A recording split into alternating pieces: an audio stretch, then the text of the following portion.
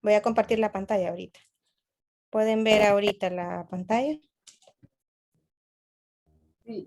Sí, doctora. Sí, doctora. Ok.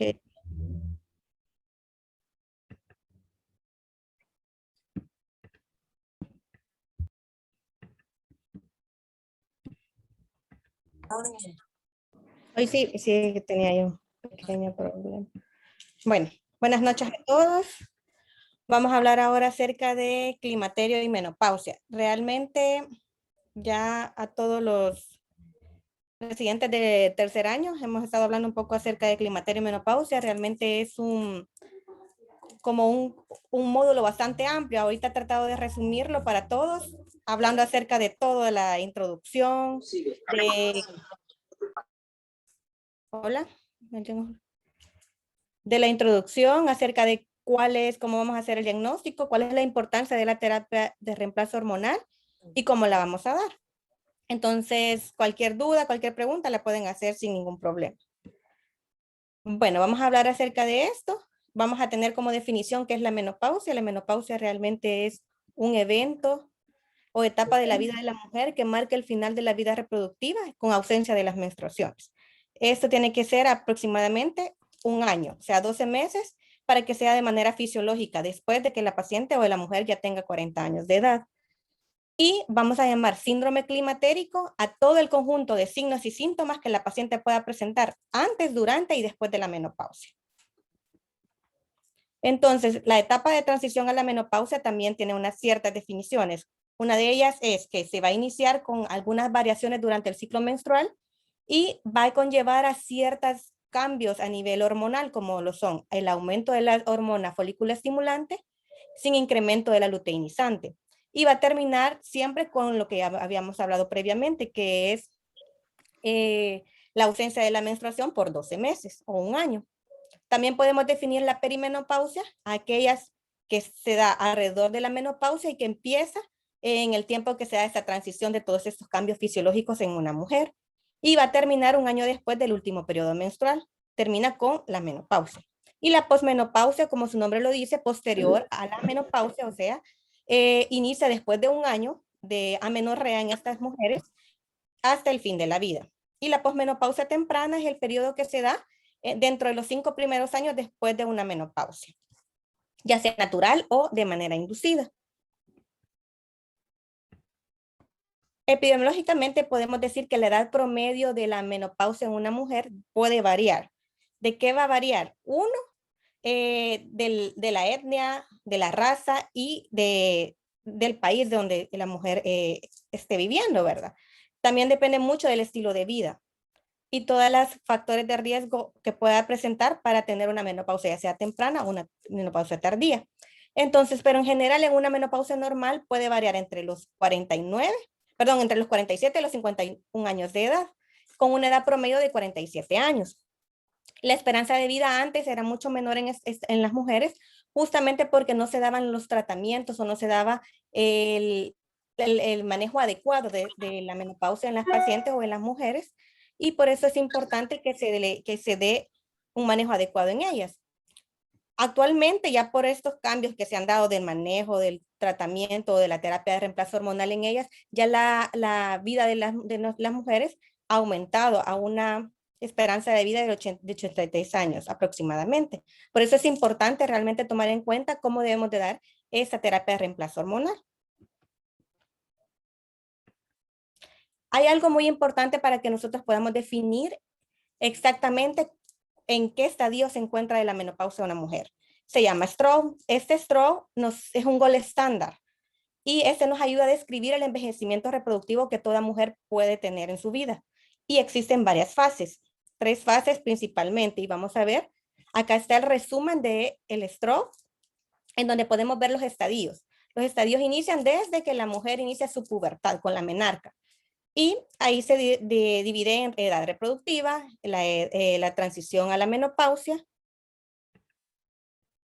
Voy a poner aquí la transición a la menopausia y la posmenopausia. Entonces, las que nos interesan en este momento son la transición a la menopausia y la posmenopausia. Vamos a hablar un poco acerca de ellas.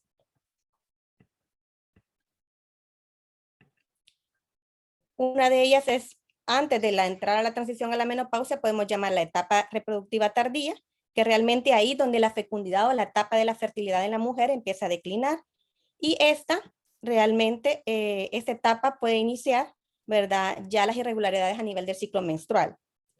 Se puede dividir todavía en etapa 3A y etapa 3B, según cómo se dan los ciclos menstruales en estas mujeres y los cambios que se dan a nivel hormonal. Realmente esto no es tan manifiesto clínicamente en las mujeres, por eso no se toma como muy en cuenta en las pacientes como etapa de la transición a la menopausia. En cambio, ya la etapa de la transición a la menopausia temprana, que también es llamada, como ustedes pueden ver, perimenopausia, en esta realmente ya entonces ya empiezan, ya la duración es un poco variable. Va a depender de cada una de las mujeres. Y aquí sí podemos empezar a ver que ya hay cambios a nivel de los ciclos menstruales. Ya van a haber unas diferencias de aproximadamente más de 7 días en el ciclo menstrual. Por ejemplo, vamos a ver que el estadio -2, que es el temprano, incremento en la variabilidad de los ciclos definidos con retraso persistente de 7 días o más entre cada ciclo menstrual. Luego tenemos ya el otro estadio, que es el -1, el stroke -1, que es la transición tardía. Ya en este periodo las mujeres ya empiezan a tener periodos de menorrea de 60 días o más. Y las variaciones a nivel de tanto de FSH como los niveles de estradiol todavía pueden estar normales o elevados. Por eso los síntomas no son tan evidentes en esta etapa o estadio. La duración de esta transición puede ser de 1 a 3 años. Luego tenemos la siguiente etapa, que es la posmenopausia temprana. En la posmenopausia temprana, como lo pueden ver ustedes, en esta abarca +1, +1A, más 1B y más 1C. En esta ya marca el final realmente del periodo de los 12 meses sin menstruación en una mujer en esta etapa. Y la etapa 1 más B ya puede observarse niveles de FSH elevados y niveles de estradiol ya bajos. Ya la paciente en esta etapa es donde ella empieza a tener todos los síntomas vasomotores, que son las principales molestias que una mujer puede presentar. Y el +1C, que es el periodo ya de estabilización de los niveles altos de FSH y de estradiol bajo, que puede durar aproximadamente entre 3 y 6 años. Y por supuesto, el +2 ya es la menopausia tardía, que ya es donde ya la función endocrina reproductivas ya son más limitadas y todos los procesos de envejecimiento somático se convierten en una preocupación primordial en estas mujeres. Y los síntomas urogenitales, que ya cuando ya está el decremento completo de los estrógenos, ¿verdad? La paciente empieza a tener ya todos estos síntomas que son importantes tratarlos en su momento. Entonces, por eso es muy importante todo esto de la terminología. Realmente a veces no la utilizamos cuando vemos a nuestras pacientes, pero sí es importante colocarlas en qué estadio se encuentra para que así nosotros sepamos qué es lo que fisiológicamente está pasando en cada una de ellas y cómo nosotros podemos ayudarla. Y aquí podemos observar cuáles son las manifestaciones que puedan presentar cada una de ellas, dependiendo de la edad y en la etapa que se encuentre. Por ejemplo, tanto en la etapa de transición temprana, la transición tardía, como su nombre lo dice, son transiciones. Entonces, esta puede presentarse a partir de los 40 años de edad hasta los 48 años. Y sus manifestaciones son principalmente los síntomas vasomotores, que son los bochornos, la presencia de la sudoración nocturna, la presencia de insomnio, los mismos bochornos, dependiendo del grado de síntomas vasomotores o de la gravedad, así la paciente va a presentar el insomnio porque no va a permitirle dormir adecuadamente y la labilidad emocional que también pueda presentar por los cambios hormonales. A nivel uterino podemos presentar sangrado irregular y anovulación ocasional porque recuerden que no hay una pérdida total de la reserva ovárica en estas mujeres, ¿verdad? Sino que simplemente ya está llegando a un decremento tanto de hormonal como también de reserva ovárica. Y la transición tardía, que es aproximadamente en una edad promedio de 48 años, también puede presentar estos mismos síntomas, pero ya los sangrados en este caso ya por la edad ya generalmente a nivel ovárico ya son anovulatorios. Y ya la menopausia se llama en la transición de manera temprana, que es a los 51 años aproximadamente, porque no todas las mujeres es igual, pero en un promedio idealmente tenía que ser a los 51 años, ya no va a haber sangrado, porque ya entonces, como ya su nombre lo dice, es menopausia, ya pasó el año completo sin menstruación. Es importante esto para que nosotros podamos hacer el diagnóstico clínico. Y la menopausia intermedia, que aproximadamente a los 54 años ya hay otras manifestaciones extras como la atrofia vaginal, dispareunia, incontinencia urinaria y también el síndrome genitourinario que puede presentarse como una atrofia cutánea a nivel de la piel genital. Y la paciente siempre va a presentar amenorrea. Tanto en la menopausia intermedia como tardía, ya la paciente ya no va a volver a ver su menstruación. Porque si ya presenta un sangrado, pues ya ese es un factor de riesgo para hiperplasia endometrial o cáncer de endometrio, que es importante estudiarlo. Entonces, ya en la menopausia tardía ya se pueden ver otras complicaciones como lo son osteoporosis, demencia o enfermedad cardiovascular en general. Entonces, ¿qué es el síndrome climatérico? Como lo mencioné al inicio, el síndrome climatérico son todos los síntomas y todos los signos que la paciente va a presentar en esta etapa. Generalmente son más florido el cuadro cuando está en la etapa de transición. Entonces, como podemos ver, realmente llegar a este periodo de la vida es bastante complicado. Los estrógenos son muy importantes en nuestro cuerpo, que son los que nos ayudan a mantenernos activas y a no tener muchos de los efectos que nos van a dar durante la menopausia. Entre ellos, ¿cuáles son? Aquí podemos ver cómo realmente tenemos receptores de estrógenos en todo nuestro cuerpo. Y podemos observar que a nivel del sistema nervioso central, ¿verdad? Ahí donde se van a dar, ahí se encuentra la termorregulación y por lo tanto se van a presentar los síntomas vasomotores. Va a haber disrupción del sueño, va a haber depresión, ansiedad, van a haber cambios a nivel cognitivo, puede presentarse migraña, todo esto por la menopausia. A nivel de la piel, de las mucosas y del cabello, puede haber disminución del grosor de la piel, pérdida de la elasticidad, de la hidratación, va a haber la salida de las arrugas y la pérdida del cabello. A nivel de la función sexual, disminución de la libido, dispareunia. A nivel del metabolismo y los cambios a nivel metabólico y del peso, va a haber ganancia de peso, va a haber incremento de la grasa a nivel visceral, de la adiposidad visceral e incremento de la circunferencia abdominal. Por eso es que el dicho está en que una mujer ya en la menopausia ya es más difícil que disminuya su abdomen, ¿verdad? Su grasa abdominal. En el sistema urogenital, pues ya hemos hablado de resequedad vaginal, va a haber ardor, picazón a nivel vulvar, disuria, aumento en la frecuencia urinaria, puede haber incontinencia urinaria de esfuerzo o incontinencia urinaria de urgencia, que es la más frecuente en este caso. Y va a haber aumento de infecciones de vías urinarias a repetición. También a nivel del sistema musculoesquelético podemos tener más dolor a nivel de las articulaciones y sarcopenia. La sarcopenia es la disminución de la masa magra o masa muscular, que también es importante. Entonces, existen algunos factores de riesgo para los síntomas climatéricos, como el estilo de vida sedentario. Actualmente nosotros hemos cambiado nuestro estilo de vida, a veces no hacemos ejercicio, comemos lo que sea, comida rápida, la dieta excesiva en calorías, el tabaquismo, los IMC menores a 18 o mayores de 30, el antecedente de depresión o ansiedad y la menarca tardía. Esos solo son algunos de los factores de riesgo. Entonces, los síntomas vasomotores van a ser el sello distintivo de que una paciente ya está entrando o ya está en el periodo de la transición a la menopausia.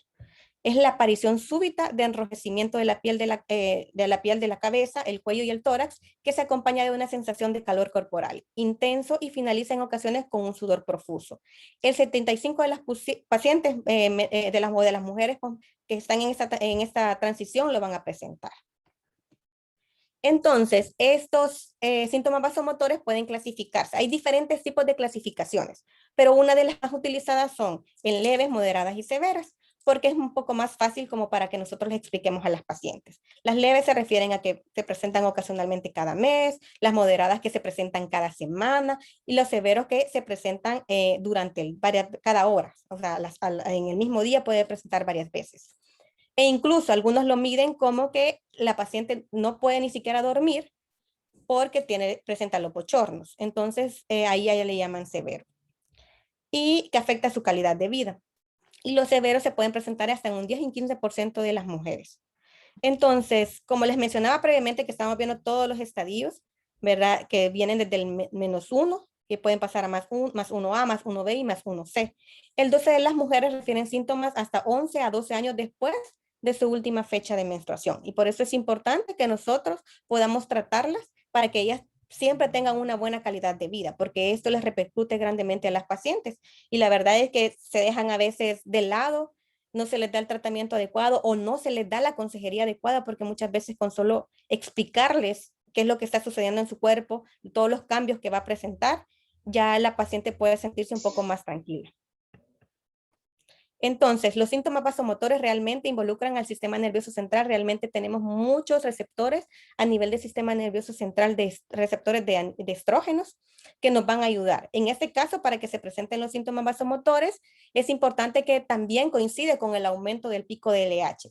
Realmente el pico de LH también va a influir para que algunos neuroreguladores como la quispexina, la neuroquinina B y la dinorfina, que son otros neuroreguladores que nos van a se nos van a disminuir y nos van a dar alteraciones a nivel de los sistemas termorreguladores. Y por ello nos va a conllevar a tener estos síntomas vasomotores. Va a haber aumento de la noradrenalina, disminución de la dopamina, disminución de la serotonina, de la neuroquinina y la quispeptina. Y va a haber aumento del cortisol. Entonces ustedes pueden ver que también a nivel hormonal, no solo de neurotransmisores, sino que también a nivel neuronal hormonal van a haber ciertos cambios, como aumento de la FSH, aumento de la LH, disminución de la inhibina B, disminución de los estrógenos y disminución de la progesterona. Entonces, todos estos cambios obviamente van a ser una alteración completa, no solo a nivel cerebral, sino que a nivel sistémico. Entonces, va a alterar el nivel del sistema regulador, y entonces este sistema termorregulador nos va a incrementar. Dicen que pueden ser incrementos de temperatura bien mínimos, desde 0.4 grados hasta puede haber 1 grado, pero realmente son bien sutiles, pueden ser desde 0.4. Y estos pequeños cambios son los que van a que la paciente empiece a tener una reacción excesiva. ¿Y qué reacción puede tener? Bueno, va a haber una vasodilatación periférica y va a provocar una sudoración. Y eso también es por el aumento de las catecolaminas y la disminución de la serotonina. Entonces, como pueden ver ustedes, realmente es algo bastante complejo y que son cosas que nosotros tenemos que explicarle a la paciente que puede llevar a presentar. Esos son como los síntomas vasomotores que son bien importantes y son los porque generalmente la paciente consulta. Y otra de las cosas que también que tenemos que tomar muy en cuenta para que la paciente, después que esté en la posmenopausia, no tenga ya complicaciones a nivel urogenital, son estos síntomas, llamados también urogenitales, en donde las pacientes ahí tienen muchísimas concentraciones de receptores de estrógeno, y por lo tanto, al no haber ya estrógenos, va a haber una disminución de la colágena, de la elastina, el epitelio se vuelve mucho más delgado. Ustedes pueden ver acá en la imagen, el epitelio se vuelve mucho más delgado, aumenta la densidad del tejido conectivo, o sea, más fibroso, y disminuye la vascularización. Entonces, va a haber un aumento de pH, por eso las pacientes pueden tener mayor probabilidad o mayores infecciones vaginales a repetición. Aparte que también disminuye la libido, porque también recuerden que disminuye tanto la vascularización a ese nivel. Y también es importante que las pacientes, por aumento de la densidad del tejido conectivo y el epitelio más delgado, van a presentar mayor dolor si tienen relaciones sexuales. Pueden presentar laceraciones por el epitelio más delgado y pueden sangrar. Entonces son cosas que también nosotros tenemos que, al momento de tratarlas, explicarles a la paciente cómo se debe de llevar a cabo todo este proceso. Entonces, también existen cambios metabólicos y cardiovasculares. Realmente he hecho un resumen de los cambios principales que pueden presentarse porque realmente, como les decía, a todo nivel existen los receptores de estrógenos, pero pueden repercutir en cualquier sistema. Entonces, realmente traigo los más importantes. Los R3, ya saben, los de la 1 de mayo, ya saben de que hemos tenido realmente una clase por cada uno de estos cambios, ya sea metabólicos, cardiovasculares, a nivel genitourinario, solo una clase. Entonces es bastante complejo, pero importante hacerles saber de que a nivel cardiovascular y a nivel metabólico disminuye la hormona transportadora de hormonas sexuales, la globulina transportadora de hormonas sexuales, también disminuyen los estrógenos y eso es lo que nos va a conllevar a que aumenten los andrógenos libres y que también nos den efectos secundarios. Y nos va a conllevar también a tener a mayor acumulación a nivel de la grasa visceral. Entonces, en estas pacientes es importante que nosotros tomemos en cuenta ciertos estudios antes de iniciar la terapia de reemplazo hormonal, que ya vamos a ver más adelante. Como les decía, el diagnóstico, ¿cómo lo hacemos? De manera clínica. ¿Cómo? Viendo que la paciente ya haya tenido una menorrea de 12 meses, ¿verdad? Y en pacientes que sean mayores de 40 años. Eso es importante, porque si es antes de 40 años, entonces ya es o durante los 40 años ya es una menopausia temprana, ¿verdad? Sin embargo, el tratamiento va a ser igual. Entonces, podemos llamar perimenopausia basada en los síntomas vasomotores y los periodos irregulares. Y la menopausia ya que ya haya completado el año sin ver menstruación y sin estar usando métodos o anticonceptivos hormonales. Y la menopausia, pues, como les decía, también podemos llamarla quirúrgica, porque si la paciente ya fue histerectomizada, ¿verdad? Antes de la edad de la menopausia natural, también es importante que estas pacientes puedan recibir una terapia de reemplazo hormonal adecuada, porque eso no los va a liberar o no va a estar exenta de no tener los síntomas. Otra cosa importante son las pruebas de laboratorio, si realmente deben de hacerse para hacer el diagnóstico. Realmente el diagnóstico es clínico. Los estudios solamente los vamos a dejar si una paciente tiene menos o está todavía entre 40 y 45 años, pero realmente menopausia prematura es desde los 40 aproximadamente, de los 40 años hasta los 45 años podemos decirlo, porque antes de los 40 ya estamos llamando que es una falla ovárica temprana. Entonces, ahí es donde sí podemos o debemos mandar algunos estudios hormonales, como lo son la folícula estimulante, que es la principal, y la hormona luteinizante y estradiol.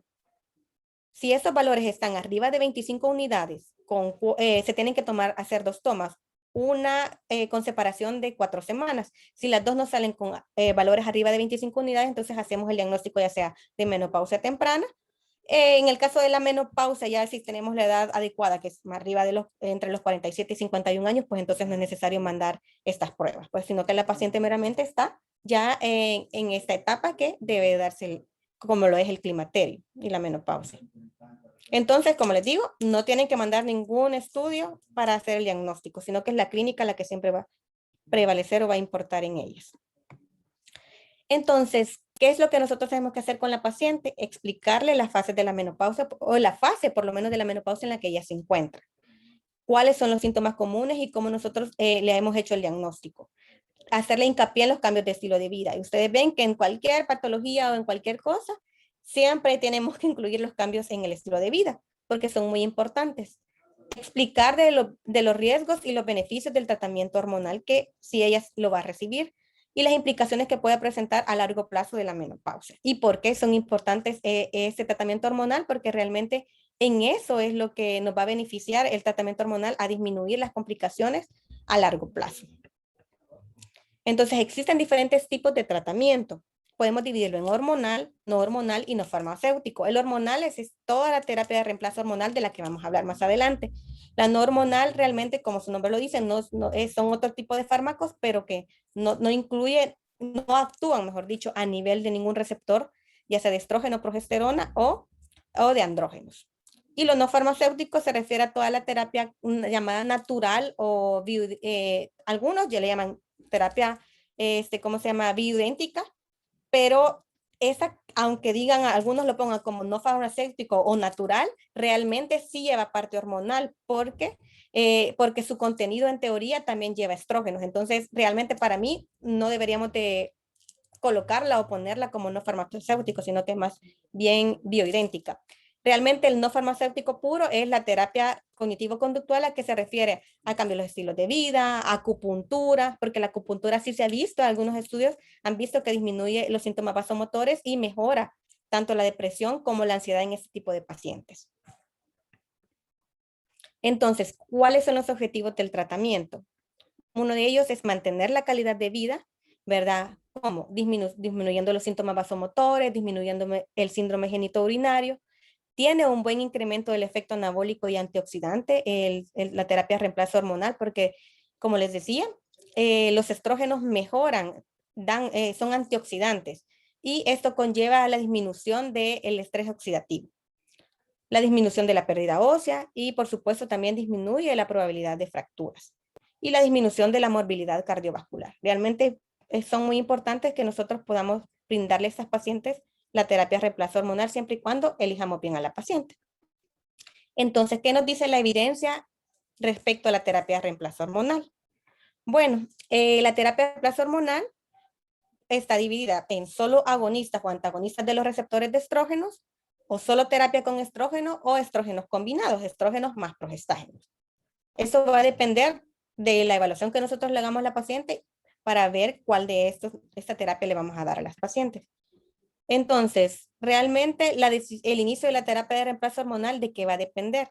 Bueno, una de ellas va a depender de los síntomas que la paciente esté presente. Obviamente, si tienen los síntomas vasomotores un cuadro bien florido, pues esta paciente necesita la terapia de reemplazo hormonal definitivamente. Vamos a valorar según sus patologías o comorbilidades que presente el riesgo-beneficio de la terapia de reemplazo hormonal. Y por supuesto, como les había mencionado previamente, la consejería, la información de la paciente de cómo o de qué se trata la terapia de reemplazo hormonal, porque las pacientes generalmente cuando les decimos, le vamos a iniciar hormonas, entonces generalmente ellas lo asocian con que van a tener cáncer o van a tener alguna otra complicación, ¿verdad? Un infarto, etcétera, pero si nosotros le informamos y le explicamos bien, ella va a estar conocedora de lo que presenta y lo que va a tomar, y por supuesto nos va a hacer, pasa lo mismo con los anticonceptivos. Si nosotros le explicamos bien a la paciente, ella lo va a usar de la manera adecuada y por supuesto va a tener beneficios.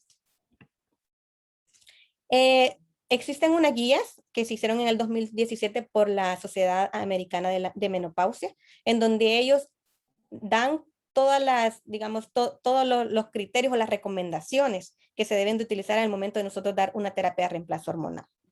Entonces, ¿cuáles son esas indicaciones? Hay 4 indicaciones nada más por la FDA en las cuales nosotros podemos dar terapia de reemplazo hormonal. Son las únicas 4. Que la paciente presente síntomas vasomotores, para prevención de pérdida ósea, esto es importante, prevención, no para tratamiento de osteoporosis, sino que es prevención de la pérdida ósea, porque la menopausia conlleva disminución de los estrógenos, que los estrógenos son importantes para que no se dé la osteoporosis. Hipostrogenismo, este ya sea porque tenga falla ovárica prematura, porque se le haya hecho oforectomía bilateral joven a la paciente, porque tenga hipogonadismo hipogonadotrópico, por cualquier causa que tenga hipostrogenismo, hay que suplementarle y hay que dar la terapia de reemplazo hormonal. El síndrome genitourinario, el que se refiere al mal conocido como atrofia urogenital.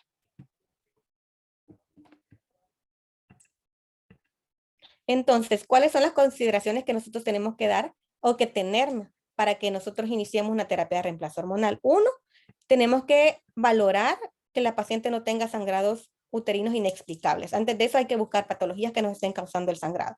Aunque recuerden que los ciclos menstruales irregulares en esta etapa son bastante frecuentes, que es lo que hablábamos de los estadios inicialmente.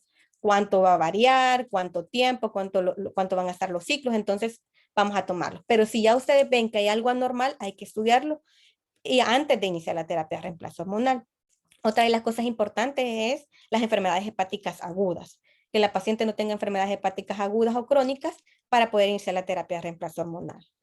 Que tenga cáncer de mama actual, no factor de riesgo en la familia, realmente es que la paciente haya tenido cáncer de mama, que haya tenido eventos cerebrovasculares o infartos, la paciente, cáncer de útero o cáncer de endometrio, accidentes cerebrovasculares, demencia, enfermedades o trastornos de la coagulación, porfiria, y por supuesto que haya tenido ya antecedentes de eventos tromboembólicos. Esos son los factores que nosotros tenemos que tomar en cuenta antes de iniciar la terapia de reemplazo hormonal. Realmente no lo ponen así como contraindicación, sino que factores que nosotros tenemos que tomar en cuenta. Realmente cáncer de mama esa paciente es una contraindicación realmente para la terapia de reemplazo hormonal. Eso sí tenemos que dejarlo bien claro. Entonces, los síntomas vasomotores es importante ofrecer en las pacientes la terapia de reemplazo hormonal. Siempre y cuando nosotros podemos discutir con la paciente cuáles son los efectos a corto y a largo plazo que pueda presentar y si los puede presentar. Eso también depende mucho, esos factores o complicaciones, depende mucho de las patologías que ella tenga asociadas. Entonces, ¿cuáles son estos tratamientos que podemos dar? Estrógenos más progesterona. Esto es, la combinación es ideal para las pacientes que tienen útero. Las pacientes que ya están histerectomizadas, pero que tienen sus ovarios, solamente debemos de darle la suplementación o la terapia de reemplazo con estrógenos. Eso es también importante. Entonces, existen tipos de tratamiento. Los básicos son la terapia estrogénica sola, como les decía, o la de combinada, estrógenos con progestágenos. Hay varias vías de administración, ya la vamos a ver más adelante, pero las principales son las sistémicas, en el cual, como su nombre lo dice, todos los productos, que en este caso son más que todo los hormonales, estrógenos y progesteronas, y son los que más se utilizan, circulan a nivel sistémico. Y la local, que obviamente generalmente esta la que utilizamos nada más para el síndrome genitourinario. Entonces, existen, como les decía, varias vías de administración. Desde la vía tópica, que puede existir estrógenos en gel o estrógenos en spray, como es esta presentación. Los estrógenos en spray generalmente se utilizan 2 veces al día para poder obtener la dosis adecuada durante el día. Este generalmente idealmente se debe utilizar en pacientes que no tienen útero, porque solo estamos suplementando con estrógenos. Si se llegara a utilizar este tipo de o vía de administración en las pacientes que tienen útero, deben de suplementarse o agregarle una progestina. Que ya vamos a hablar más adelante cuáles son las progestinas que podemos dar y cómo la debemos dar. Y también tenemos, ¿verdad? Este es un parche. Los parches es la vía de administración, la vía de administración transdérmica es la principal vía que nosotros deberíamos de darle o administrarle a las pacientes. ¿Por qué? Porque evita el efecto de primer paso hepático. Entonces, estas pacientes generalmente ya tienen algunos trastornos, ya sea tienen dislipidemia, están un poquito con obesidad. Entonces, todas estas pacientes se benefician más de esta vía que puede ser la sistémica o la transdérmica, porque evitamos ese efecto de primer paso. Existen 2 tipos de parches, uno se llama Eborel Conti, en este caso que es una marca, ¿verdad?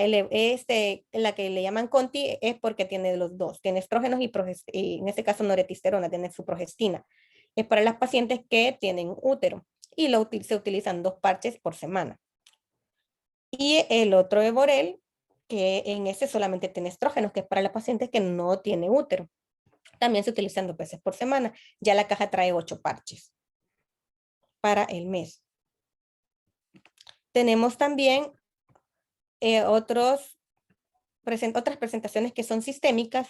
En el caso de es estradiol con testosterona. Entonces aquí ya combinan estrógenos con andrógenos. Generalmente se empiezan a dar este tipo de preparaciones a las pacientes cuando tienen mucha disminución de la libido.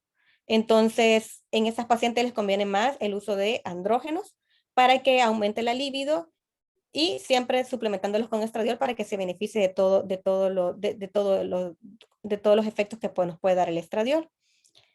Este otro medicamento, estos son inyectables mensuales.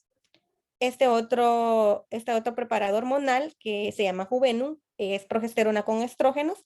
Este también es una aplicación cada mes para las pacientes que también tienen útero. Y el Juvenum, que solo dice es para las pacientes que no tienen útero, que solamente necesitamos suplementarla con estrógenos. El Juvenum es solamente para las pacientes que no tienen útero, porque solamente le vamos a dar los estrógenos. Y el Ovestin, que es la terapia local, en esta casi que todas las pacientes la van a requerir, porque a veces durante este periodo, al inicio tenemos los niveles todavía elevados de estrógenos y por lo tanto la paciente no va a presentar la resequedad vaginal, no va a presentar ardor o picazón. Sin embargo, sí es necesario empezar a suplementar porque eso nos va a permitir a que el epitelio no sufra tantas complicaciones o no presente tanta disminución de la elasticidad a ese nivel, sino que siempre esté húmedo y porque la resequedad es la que les da todas las complicaciones a ese nivel a las pacientes. Entonces, el Ovestin sí es importante, ¿verdad? Que es el estrógeno vaginal, el estriol vaginal que debe utilizarse en las pacientes. Esa es la terapia a nivel local. Porque la sistémica, otra terapia, sea oral o sistémica, va a llegar a nivel genitourinario. Entonces, por eso es importante la suplementación extra a nivel local.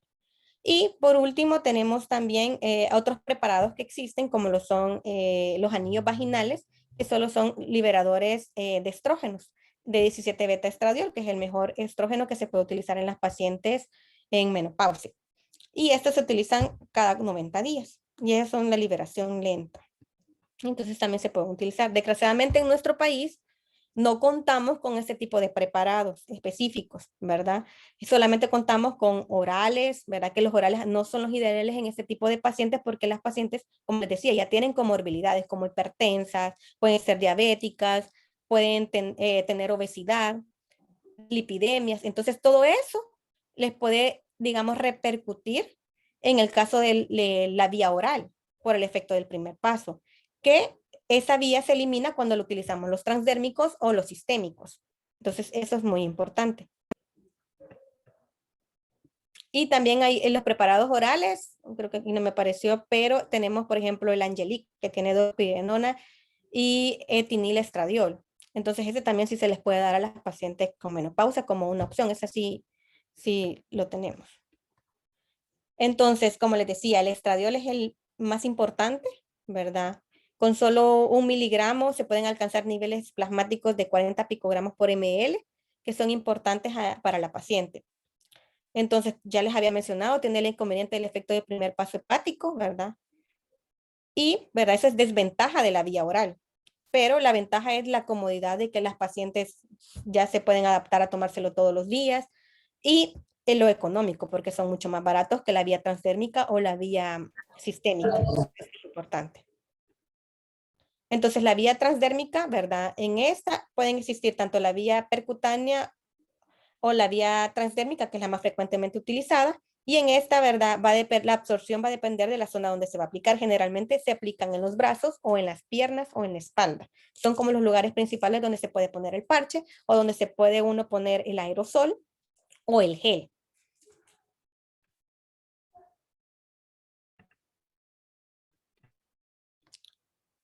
Entonces, la vía transdérmica se libera el 17 beta estradiol, ¿verdad? Y con cada parche, ¿verdad? Se liberan aproximadamente con 0.05 miligramos de 17 beta estradiol y se alcanzan también los niveles plasmáticos de 40 a 60 picogramos por ml. La liberación dura entre 3 y 4 días, por eso se deben de aplicar aproximadamente 2 parches por semana. Y se deben dejar los días ya establecidos.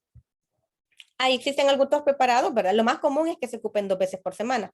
Hay otros preparados que solamente se utilizan por semana, pero esos son un poquito más difíciles de encontrar.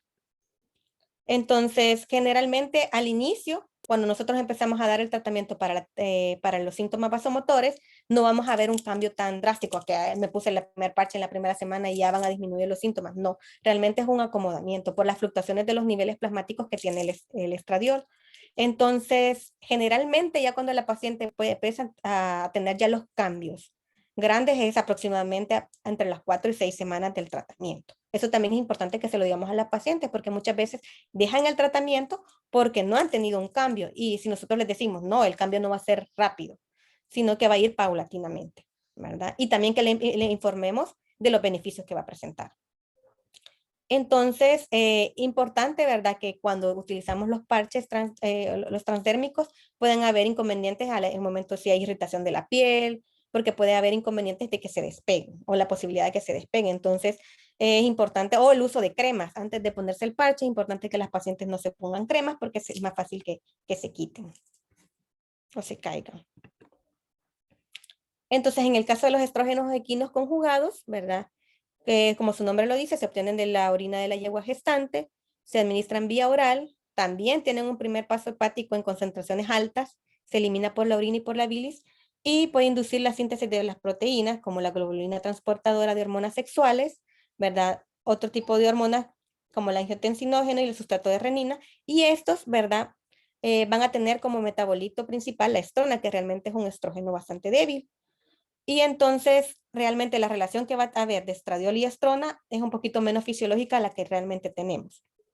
La administración de estas tabletas realmente vienen de 0.625 miligramos al día y también alcanza los mismos niveles, que es lo que requerimos, de 40 picogramos ml de estradiol y 150 picogramos ml de estrona. Y como les decía, tiene siempre la ventaja, al igual que los estrógenos orales, como el etinilestradiol, de la comodidad y la buena aceptación por parte de las mujeres y el menor costo económico.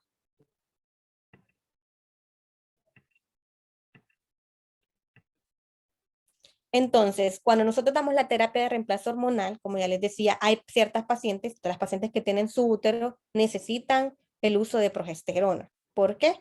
Porque nos brinda protección endometrial. Estar dando solo estrógenos, recuerden que los estrógenos en el ciclo menstrual son los que nos ayudan a tener el endometrio en el endometrio proliferativo, o sea, que vaya aumentando de tamaño. Entonces, si nosotros no tenemos una contraposición con progestágenos, entonces vamos a aumentar ese endometrio y nos va a conllevar a tener hipertrofia endometrial. Entonces, esta hipertrofia nos va a conllevar a tener un riesgo de hiperplasia endometrial y, por supuesto, a cáncer de endometrio. Por eso es importante que nosotros, si les damos terapia de reemplazo hormonal, sean combinadas en las pacientes que tienen útero. Entonces, ¿cómo podemos dar estos progestágenos? Puede ser medroxiprogesterona, hay tabletas de 5 o de 10 miligramos, y puede ser una terapia cíclica o continua. ¿A qué me refiero continua? Continua es como los anticonceptivos orales combinados, que ya va en la tableta tanto progesterona como estrógenos, y se pueden dar de manera continua. La cíclica es que nosotros solamente lo damos por periodos de 12 días, ¿verdad? Ya sea la medroxiprogesterona o la mejor opción es progesterona natural, que es la micronizada. Esa es la mejor opción, utilizar ese tipo de progesterona.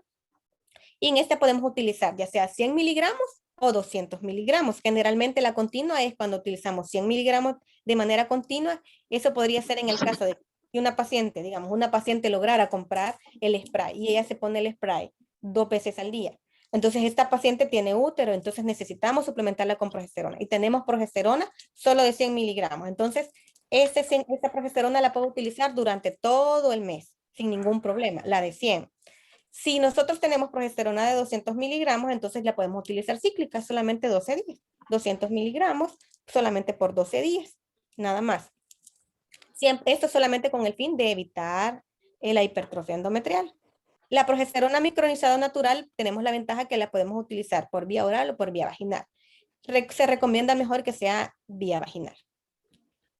Y por supuesto también tenemos otro tipo de progestina, que es el levonorgestrel. La levonorgestrel es androgénica, pero es muy importante en las pacientes en la etapa de la perimenopausia, porque en esta etapa las pacientes pueden presentar los sangrados menstruales muy irregulares, inclusive tener mucho sangrado, y a ellas les convendría muchísimo utilizar el dispositivo de levonorgestrel, porque disminuye el sangrado, disminuye el dolor y disminuye también la probabilidad de cáncer de endometrio, porque nos está protegiendo, nos mantiene un endometrio bastante lineal.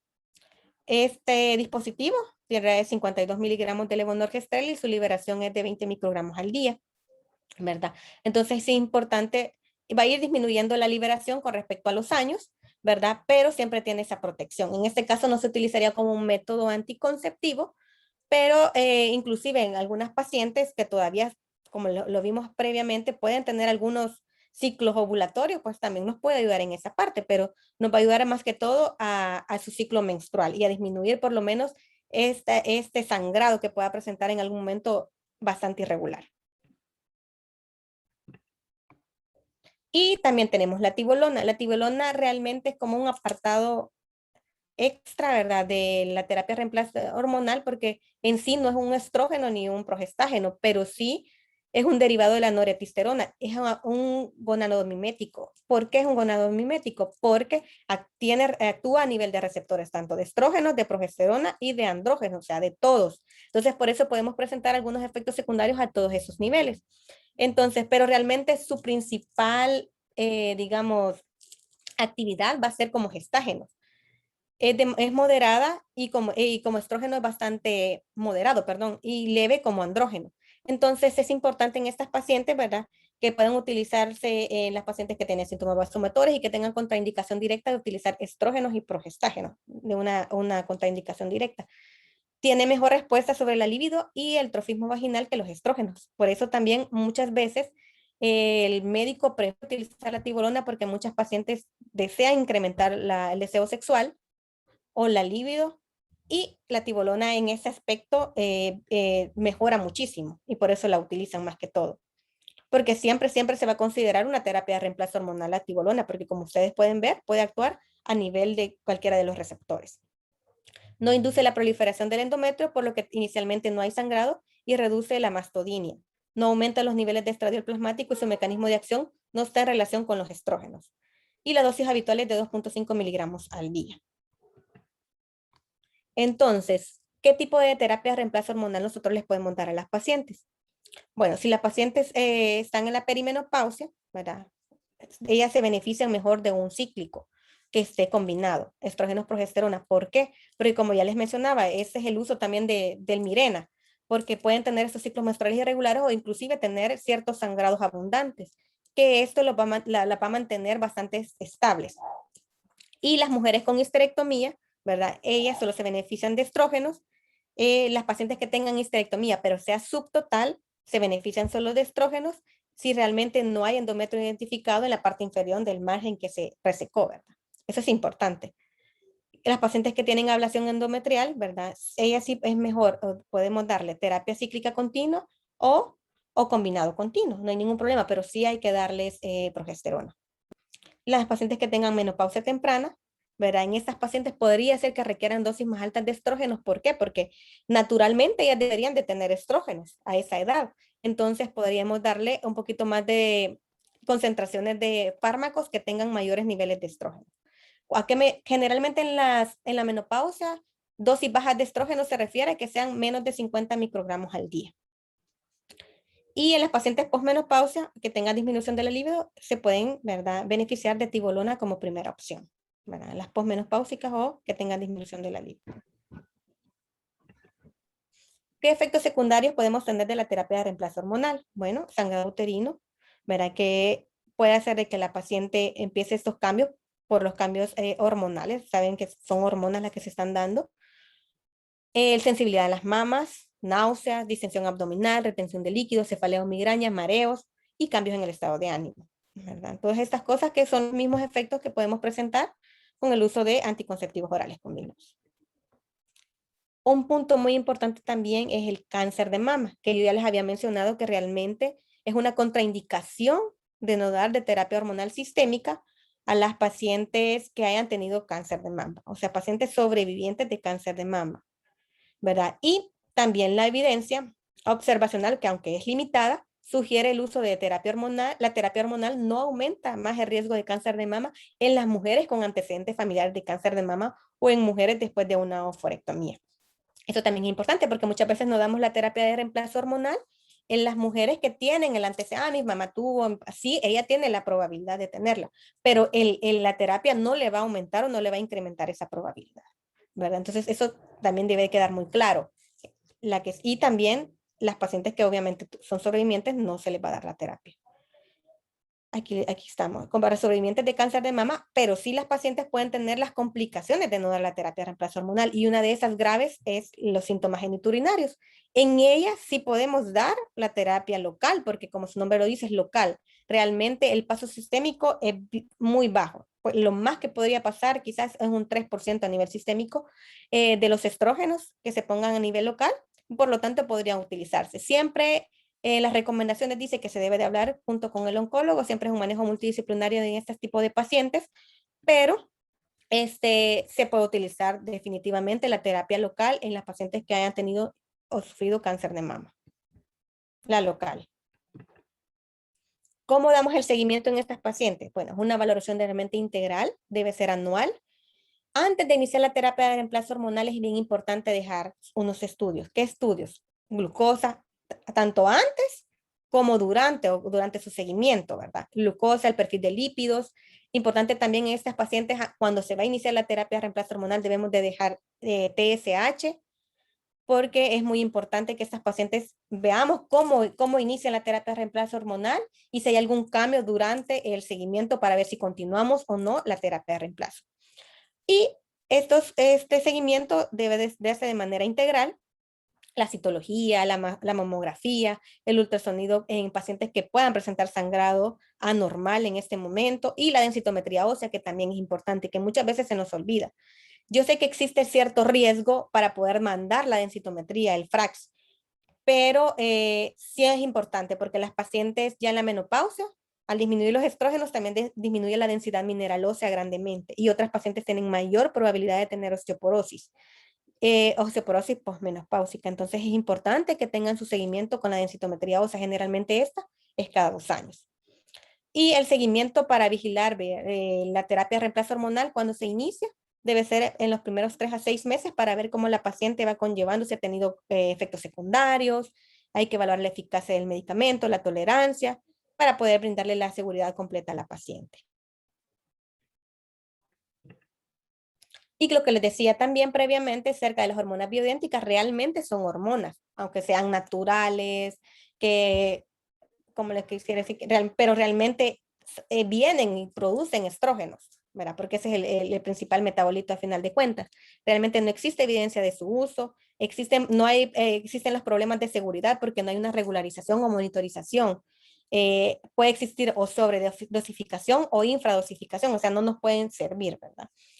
Tienen muchas impurezas porque no son metabolitos puros y no existen pruebas para determinación de la dosificación que se le está dando con cada tableta, porque a veces la sacan con tabletas, plantas o test y no existe aprobación por la FDA para poder utilizarla. Hay muchos pellets que se utilizan, pero realmente no se sabe cuánta es la liberación diaria de la que se está poniendo. Y este es un diagrama en donde se simplifica cómo nosotros debemos de llevar el asesoramiento para poder iniciar la terapia de reemplazo hormonal en estas pacientes, ¿verdad? Siempre ver, ¿verdad? Las precauciones o las contraindicaciones que la paciente pueda presentar para el uso de la terapia de reemplazo hormonal. Si tiene indicación para utilizarla, ¿verdad? Que tenga los síntomas de menopausia, que eso se presenta como los síntomas vasomotores, que tenga menopausia prematura, que representa al hipogonadismo o al hipoestrogenismo, y la falla ovárica o los factores de riesgo para osteoporosis. Si tiene factores de riesgo para osteoporosis, esta paciente se beneficia de terapia de reemplazo hormonal para que no vaya a tener osteoporosis, o por lo menos no le disminuya tanto la densidad mineral ósea. Entonces, con respecto a la terapia de reemplazo hormonal, ¿verdad? Si la paciente, como decía, tiene su útero, ¿verdad? Es importante que nosotros le demos a la paciente una terapia de reemplazo de manera combinada, estrógenos con progestinas, y monitorizar todos los efectos que pueda presentar secundarios y ajustar dosis tratamiento durante este periodo, y principalmente, como les decía, entre los primeros 3 a 6 meses del inicio de la terapia de reemplazo hormonal, y después sus seguimientos anuales con los laboratorios o exámenes que previamente les mencioné. Si la paciente tiene ya síntomas urogenitales, ¿verdad? Los estrógenos, se va a beneficiar de los estrógenos vaginales, aunque para mí primordialmente se debe iniciar igual. Si damos terapia de reemplazo hormonal sistémica, entonces hay que darle también estrógenos vaginales a la paciente, ¿verdad? Aunque ella no diga que ya tiene resequedad, porque esas ya son como las complicaciones que pueda presentar por el déficit de estrógenos o la ausencia de estrógenos ya. Y las pacientes histerectomizadas, ¿verdad? Ya sea que tengan ausencia de ambos ovarios o que solo tengan uno o ambos ovarios.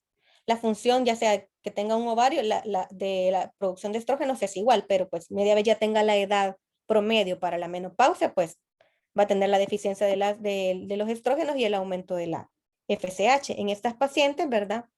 Si no tienen síntomas, en el caso de las pacientes que fueron histerectomizadas y tienen ovarios, pero no sabemos si ya empezó la menopausia y no tienen ningún tipo de síntomas, entonces en ellas sí es importante hacer la valoración de cómo está la hormona folículo estimulante. Y iniciar, ¿verdad? La terapia de reemplazo con estrógenos nada más, sin oposición, porque no tiene ya útero. Entonces la paciente ya no va a tener el riesgo de presentar cáncer de endometrio. Y importante también la monitorización de los efectos secundarios, al igual que las pacientes que utilizan cualquier tipo de terapia de reemplazo hormonal. La revisión anual para conocer los riesgos y beneficios y continuar la terapia. Y el uso también realizar la mastografía y la densitometría cada 2 años, como ya les expliqué previamente.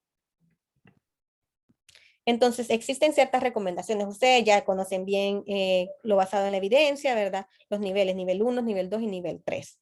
Entonces, este es como un resumen o las conclusiones de grado de evidencia que tiene la terapia de reemplazo hormonal.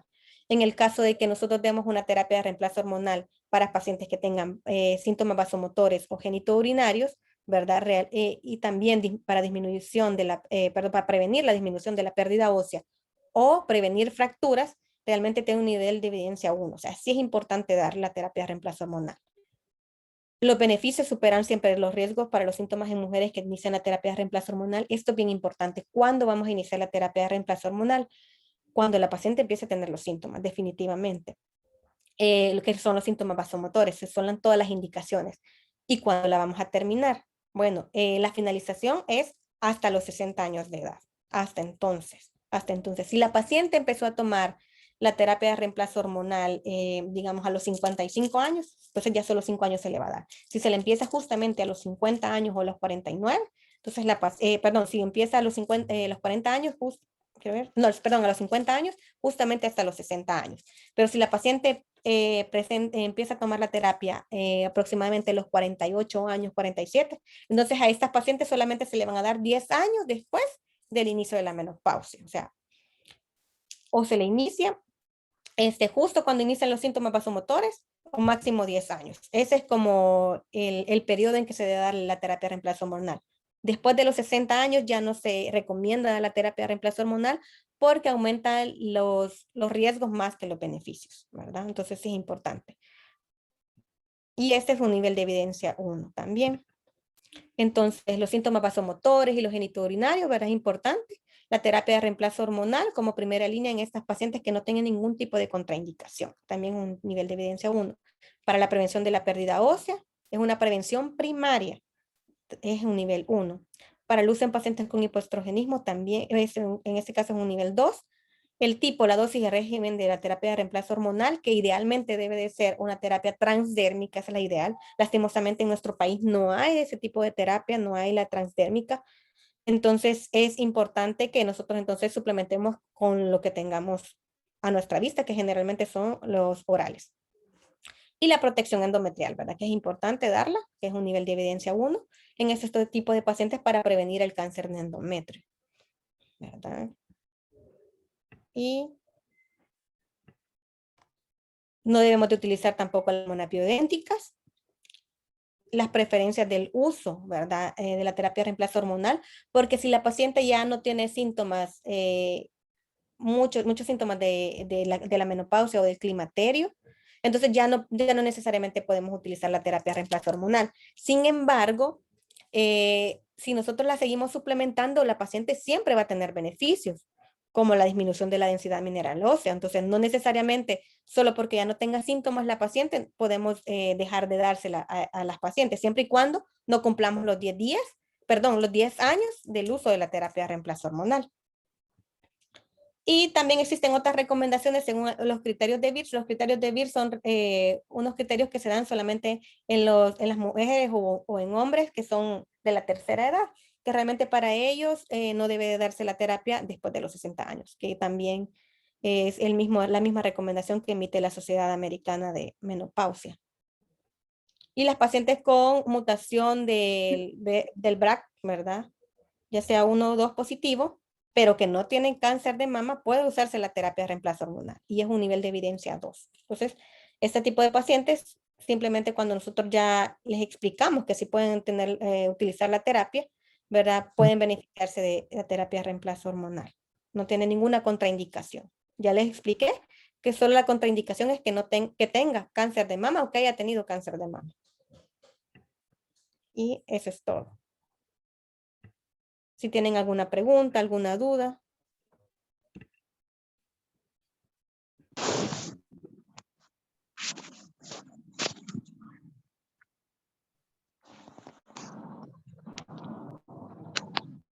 Ahorita es cuando preguntar. Tenemos ahí varios conceptos que nos ha dicho la doctora, ¿verdad? Que son parte de sus preguntas que vienen por ahí. Así que si ustedes quieren preguntar ahorita, si no, pues agradecerle a la doctora de veras su tiempo, ¿verdad? Compartir sus conocimientos con todos nosotros. Ha hecho una revisión extensa, rápidamente, y creo que es de mucha ayuda para todos.